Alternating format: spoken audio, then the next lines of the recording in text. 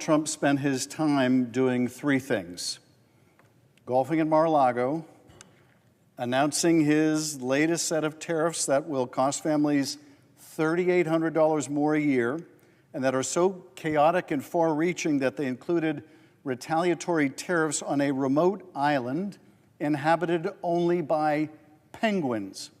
I kid you not. And third, advocating for cuts that would destroy the services and benefits millions rely on for their health care and retirement savings. Today, with the stock market in the tank and the nation's economy in free fall, we're expected to vote on this failed businessman's latest brilliant financial plan for the nation. So let's talk about his budget. At its very core, this bill will give massive tax cuts to billionaires and make middle-class families pay for it. Tax cuts that billionaires simply don't need. And only the billionaires and Republicans in D.C. apparently support this. But wait, the bill that will pass in the dead of night accomplishes other partisan fantasies as well.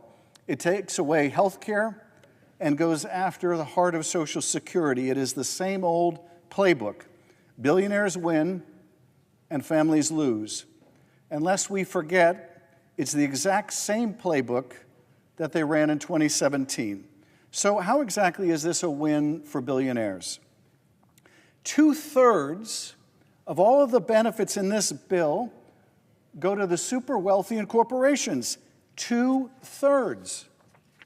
Over the next 30 years, this bill would spend $25 trillion, that's trillion with a T, on tax cuts for the wealthy and big corporations.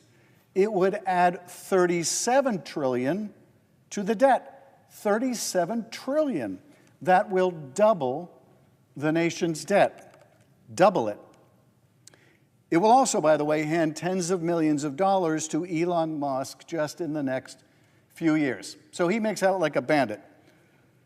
But if you're a family earning, I don't know, $30,000 a year, struggling to get by, or maybe $50,000 or $75,000 a year, you'll be lucky to see any tax relief from this plan. But if you're in the top 0.1%, you'll get an extra $300,000 a year at the very least.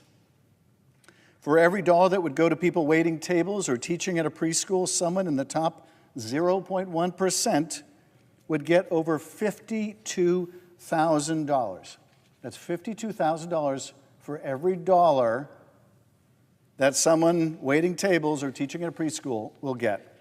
To pass this bill will mean that the top 5% of earners will get nearly half of all the tax benefits. That is just not right, not fair, not wise, not sound, not sustainable. Life is already too hard for working families without taking more from them to make the rich even richer. So how is this bill a loser for families? It's a loser because it would raise costs by more than $1,000 on low-income Americans across the board, from health care to groceries to housing. Families who are already hurting and are going to be hurting more big time because of Donald Trump's massive tariff tax. Tariffs that are raising the costs of everything they buy, from coffee to the eggs they have for breakfast, to the clothes they dress their kids in before school, to the gas they use to drive to work, to the materials their small businesses import, to the meals that they have when they arrive at home or the sandwich they grab in between jobs. These families are getting punched right in the gut. And Donald Trump knows it, and knows that this budget would amplify their pain. Because beyond exploding costs for working Americans, it will also decimate Medicaid, threatening health care for nearly 80 million Americans. That's 2 in 3 nursing home residents, 2 in 5 children, and 1 in 3 Americans in rural communities. But even if someone isn't on Medicaid, they'll still feel the cost, they'll still feel the pain. Medicaid is the largest insurer in the nation, so when it goes down, so will the care that so many families rely on. Now, whether you're on Medicaid or you are not, it is your local hospital that may close. Clinics will close, doctors will have to move or shutter their practices, Care that used to be maybe one town away will now be an entire county away and a very long drive, especially for Americans in rural areas who already cannot afford the cost of living. This bill would be the equivalent of an atomic bomb on the care and the caregivers they rely upon. Caregivers like Sabrina Bishop, a California home care provider. She serves 3 clients around San Diego. 2 are disabled veterans. 1 receives care through California's in-home support services, all of which is funded through California's Medicaid provider, Medi-Cal. Bathing them, medication management, cleaning, laundry, food preparation. She does it all. She lives with her client, Mike. He is at the end stage of dementia and unable to communicate. He can't dial 911. If he sees any medication bottles, he'll just take them. If he sees a car door open, he might just get in, no matter whose car it is. Here's what she told me. My work means that he has someone to help him, that he can safely live and with dignity in his twilight years. Many of the folks who rely on funding from Medicaid don't have a family who can help with around-the-clock care. And without the services that she provides, which are funded by Medicaid, those people won't get their medications on time or be bathed or fed. We are talking about a person's most basic needs. If funding were to get cut more, Sabrina says she thinks many caregivers will just decide they can't afford to do the work they love anymore. There's already a major shortage of care providers. Thousands of people who need care are stuck on waiting lists. And Republicans in this bill want to make things so much worse, so much worse. Seniors and disabled individuals will be trapped in their homes without anyone to look after them or be institutionalized at greater cost, if indeed they can even find a skilled nursing facility that is still open. When asked what she wants members of Congress to understand about her situation, Sabrina said, "Don't be so quick to cut funding for Medicaid. You yourself may end up needing a caregiver. You may be diagnosed with a terminal disease at your next doctor's appointment. You may have a car accident and can no longer take care of yourself." But without Sabrina and the countless others who do the life-saving work that she does, there may be no one to call. That's what we're talking about here. And yet that's what this administration and this Congress seems intent on doing, to deny this care, to give Elon Musk, Donald Trump, and all of their billionaire friends even more money. And that is a disgrace. What about Social Security? On that one, DOGE is starting the dirty work already. We're already seeing the cuts and the clawbacks. Elon and his bros heading into Social Security Administration and firing the staff that make sure you get your check on time.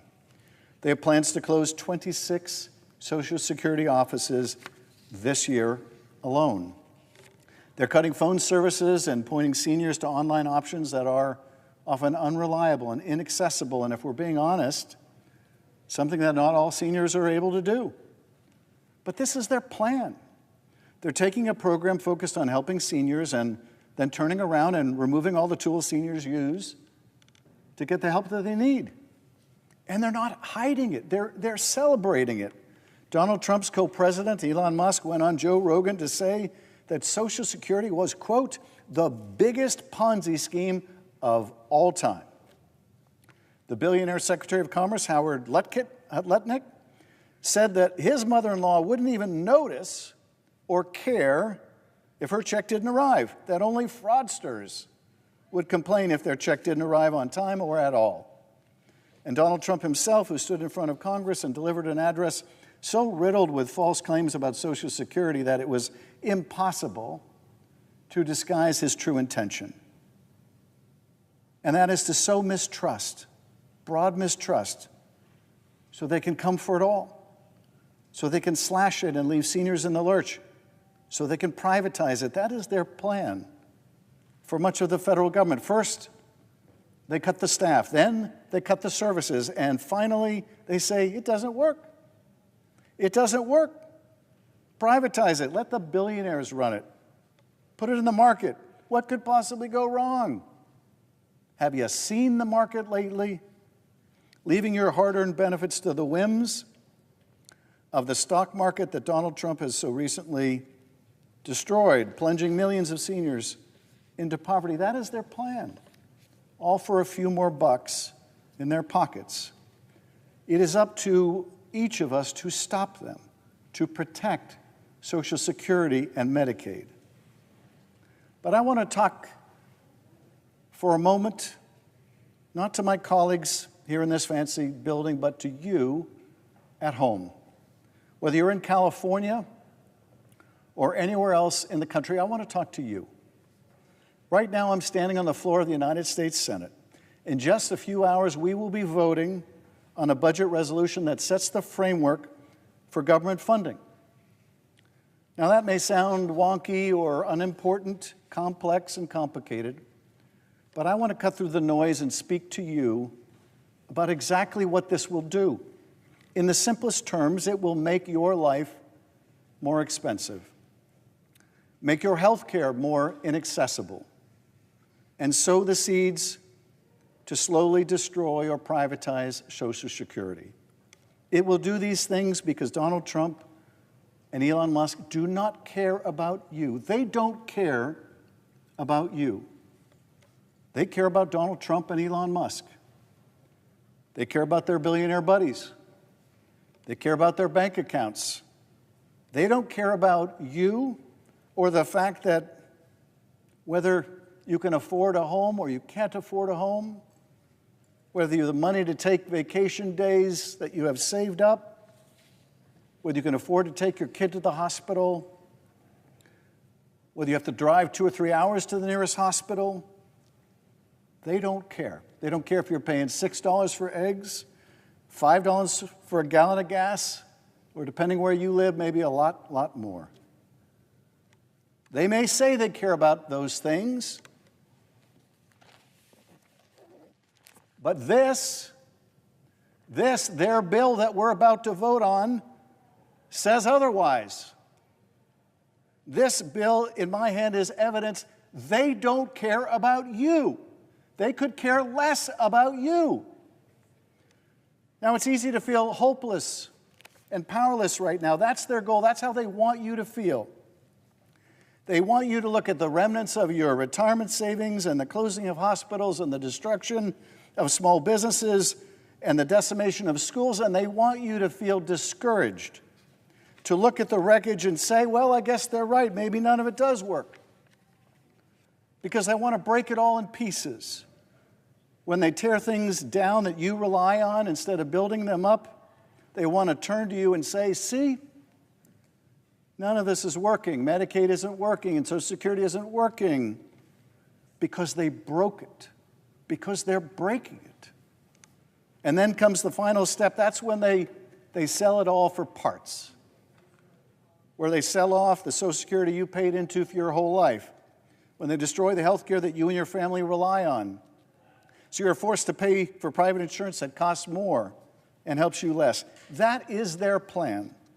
And you're watching it unfold in real time. That's the thing with Donald Trump. He's broken every promise he's made. Lower prices? No. Stock market growth? Hard opposite. Your 401k, if you're lucky enough to have one, destroyed. A new golden era? Don't make me laugh. Protecting your hard-earned benefits? They're on the chopping block right now. Donald Trump has broken every single promise he's made except one. The promise he made from a gold-plated Mar-a-Lago podium when he told a room full of the richest people in America, and I quote, "You're all people that have a lot of money. You're rich as hell. We're going to give you tax cuts." Well, it turns out those tax cuts are arriving right on schedule, and we will be footing the bill. But you can do something about it. You are not powerless. Make your voices heard.